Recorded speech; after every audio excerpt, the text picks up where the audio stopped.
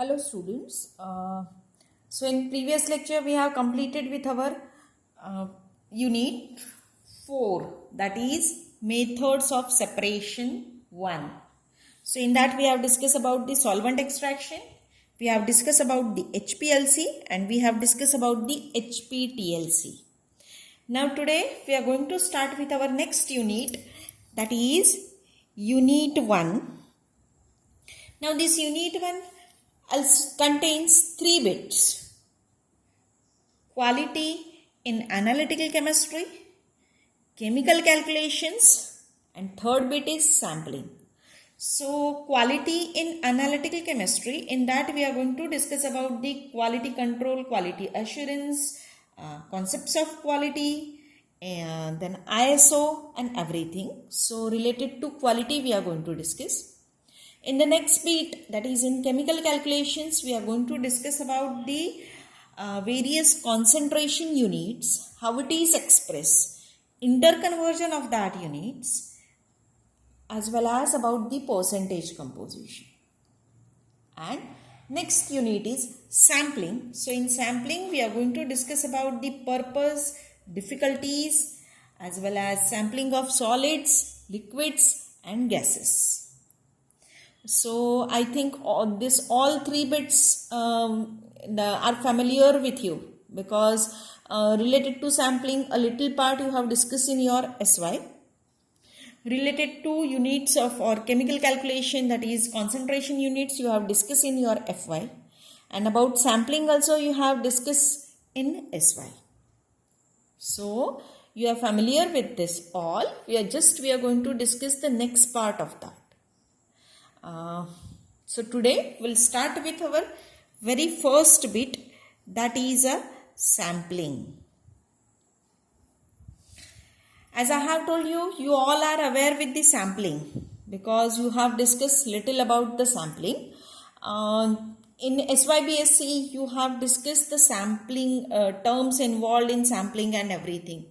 But this year also I am going to repeat that part, because it's a basic of sampling and you should know, because the remaining, whenever we are going to discuss about the sampling of gases and everything, at that time this all terms are involved, so you should brush up that all. So therefore very first I'll take a review of that all terms and everything. So very first we'll discuss about the sampling. Especially the word sampling is used whenever we are going to extract a sample from a large quantity, you can say that compound, or you can say that large quantity material. Okay, so simply the sampling is nothing but the science of extracting a smaller portion of material from the larger quantity material. So the word sampling includes extraction of sample, preparing it in the form that will be suitable for analysis, as well as it includes the preservation of sample. So don't consider that sampling means just the extraction of smaller quantity of sample from the bigger quantity. It includes that, along with it, preparation or conversion of that into suitable form of analysis, as well as preservation. So all this is included in sampling. Generally, why this sampling is done? Because the result obtained for the sample are used for the bulk material, that is a large quantity material. So always whenever you are going to do the sampling, the sample must be truly representative of your bulk material. Generally, whenever we are going to carrying out the sampling process, at that time, if the large quantity, or you can say that bulk material, is homogeneous, then sampling becomes very easy. But if the bulk material is heterogeneous, then sampling becomes very tedious as well as difficult. It will include more and more steps. Okay. So before directly going on the sampling, very first we'll discuss about the terms involved in sampling. terms involved in sampling.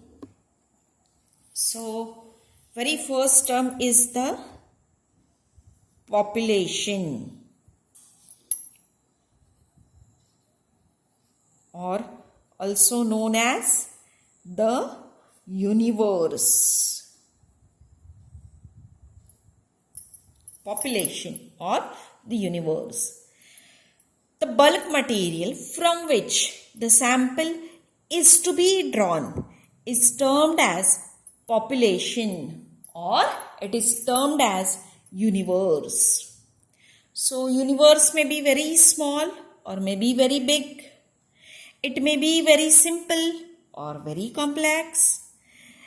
Generally, the properties of universe vary from place to place as well as time to time. Okay. Now, I'll tell you some examples. Suppose if you are going to discuss, or suppose you are going to study the properties of water, and suppose you have taken the water in a beaker, then that just a water present in the beaker is your universe.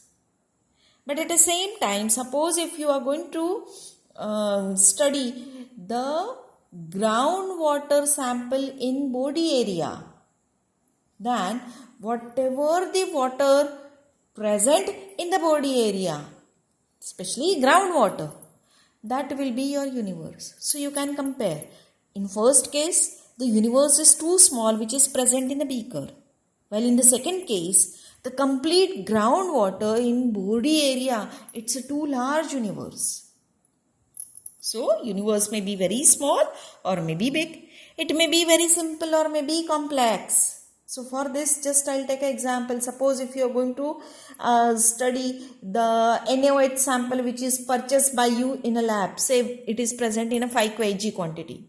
Then just a very 5 kg quantity which is generally homogeneous. So, it's a very simple universe for you. But at the same time, suppose if you are going to carry out any soil sample survey, at that time, the all soil present in the given area is your universe, and it's very complex.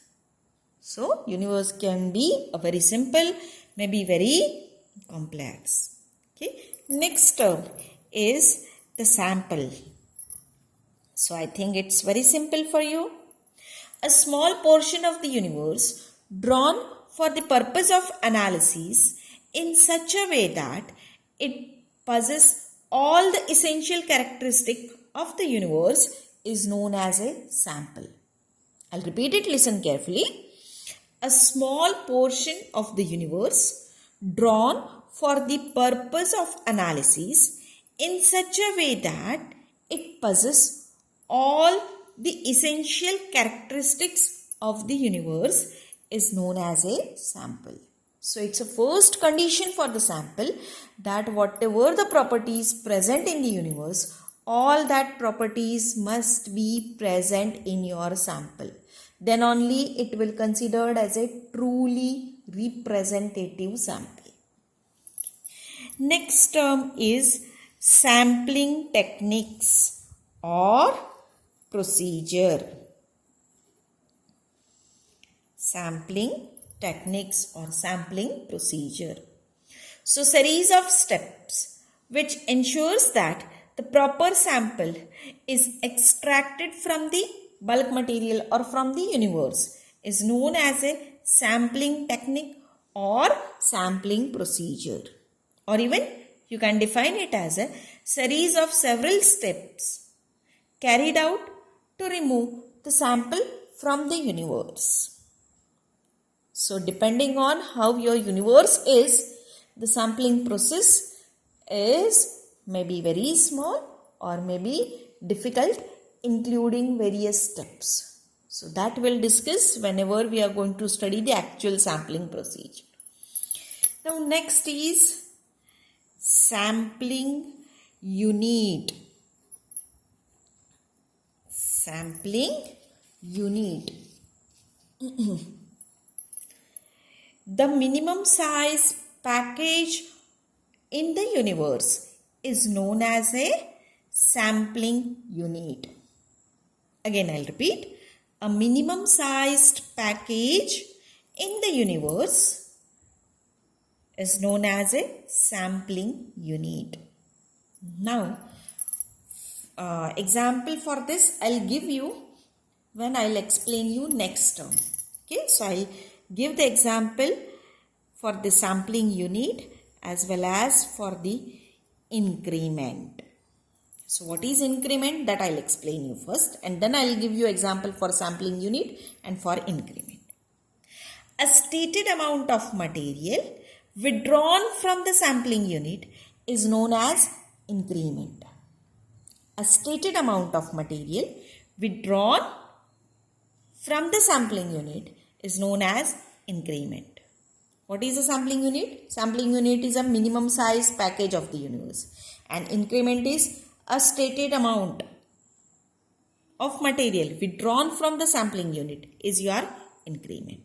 So now I'll explain you with example what is sampling unit and what is a increment. Suppose I have a ore sample which is extracted from the mine, and suppose if I fill this ore sample in a 10 wagons, then each wagon is a sampling unit. And suppose a stated amount of material is removed from each wagon. That means wagon is material present in the wagon is in tons. So suppose I am going to remove say 5 kg of sample from each wagon, then that 5 kg sample is my increment. So hope that you cleared the concept, what is meant by the sampling unit and what is meant by the increment. One more example I would like to share with you. Suppose if you are working in a tablet manufacturing company, and per day in that company, suppose 1 lakh tablets are prepared. Suppose the 10,000 tablets are packed in a one box, then each box will be your sampling unit. And suppose from the 10,000 tablets, 100 tablets are removed, then that 100 tablets are the increment. So, hope that your concept of sampling unit and increment are cleared. Now next we are going to discuss about the gross sample. The total sample obtained by mixing or blending all the increment is known as a gross sample. Again I'll repeat, the total sample obtained by mixing or blending all the increment is known as a gross sample. So each increment represent the sampling unit. All sampling unit represent the universe. Hence, gross sample obtained by mixing the increment becomes a miniature of the universe. So gross sample is known as a miniature of the universe or miniature of the population. Next is subsample. Subsample is a smaller size sample produced by subdivision of the gross sample and which possess all the essential characteristics of the gross sample is known as a subsample. So, from the gross sample, suppose sampling unit is packed in a wagons. From that 5 kg increment is removed. Suppose such 10 wagons are filled. So, 5 tens are 50 kg of gross sample will be prepared because all increments you have to mix. Now, all 50 kg sample I can't use for the analysis. So, what I'll do? I'll subdivide that 50 kg sample and I'll prepare a smaller size sample which is known as a subsample. And final is analysis sample. Analysis sample. So analysis sample is an accurately weighed amount of the subsample taken for the actual analysis is known as an analysis sample. So suppose if from the gross sample is 50 kg, from 50 kg I have prepared a subsample of 1 kg. And from 1 kg, suppose I am going to take the material in say 1 gram, 5 gram, 10 gram for the actual analysis. Then that is known as a analysis sample. So analysis sample should possess all the characteristic of the universe. Okay, and analysis sample size always depend on the method of analysis. That means which method you are going to use depending on the size of analysis sample is decided. So this is all about the terms involved in the sampling. Okay. Now next we have to discuss about the purpose of sampling. Why the sampling is carried out. So that we have to discuss. That is a purpose of sampling. So very first purpose of sampling is judging acceptability. Judging acceptability.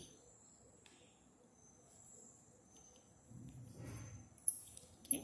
A sample is drawn from the universe because one wants to know whether the material from which the sample is drawn meets the requirements such as purchase or sales specification. Therefore, sample must accurately represent the universe. Many times, more than one samples are withdrawn from the universe and all samples are analyzed separately, while sometimes 2 or more samples are withdrawn from the universe, mixed and then analyzed. Okay, so judging acceptability is very important, because suppose if you are working in any industry and suppose in that industry you are going to purchase the raw material, then whether that raw material which you are going to purchase that meets the requirement or not, that you have to check. So suppose if you are going to purchase 10 kg of raw material, then all that 10 kg sample you are not able to analyze, or to analyze the 10 kg of sample is difficult. So what? You have to take a small part of that sample and then you have to analyze. So for that purpose, the sampling is necessary. So therefore, for judging acceptability, the sampling is done. Second purpose is detection of contamination. Detection of contamination. So purpose of sampling is to assure that material under consideration is free from contamination or not. So therefore, sample must be truly representative of the universe. Suppose if you are going to purchase any raw material, then that raw material is actually whatever you require material is same or not, that you have to check. Whether any impurity is there or not, that you have to check. So for that purpose, the sampling is done. And next is for identifying material, sampling is done. So the purpose of sampling is to identify an unknown material.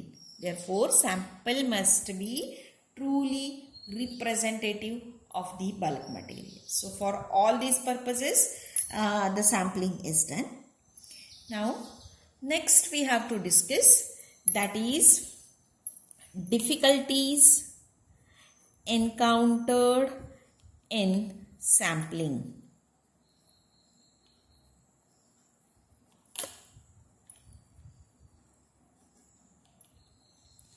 Difficulties encountered in sampling.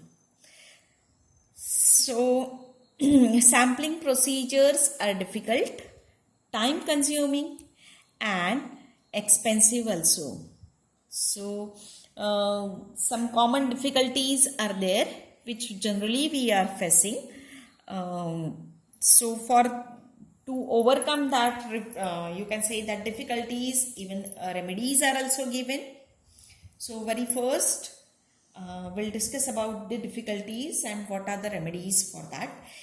For each and every difficulty, we can't suggest the remedies, but for some difficulties, some remedies are also given. Okay, so very first is lack of prior information.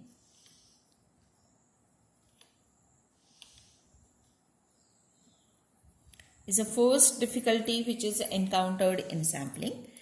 If prior information about the universe is available with respect to composition, homogeneity and characteristic, then it will help in planning the sampling technique.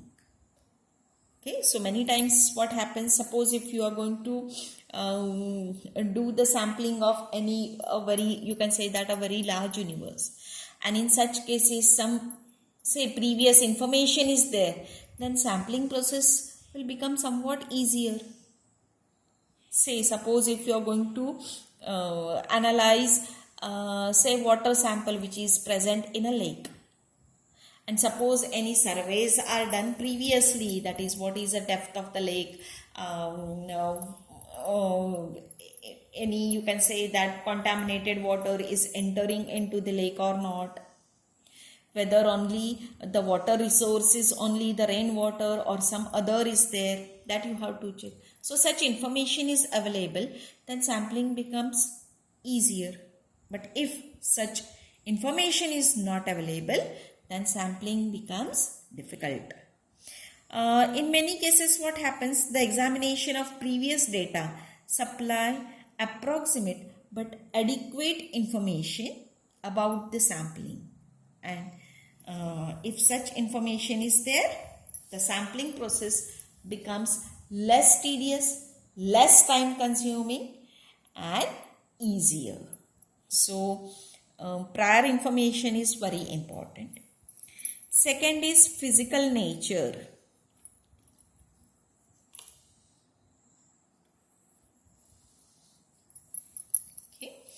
In many cases, physical nature or condition or location of the material at the time of sampling may not permit the random selection of sample. Okay, so in some cases, it may not be even economically feasible. Okay, so in such cases, sampling become difficult. So for this, I would like to share one example.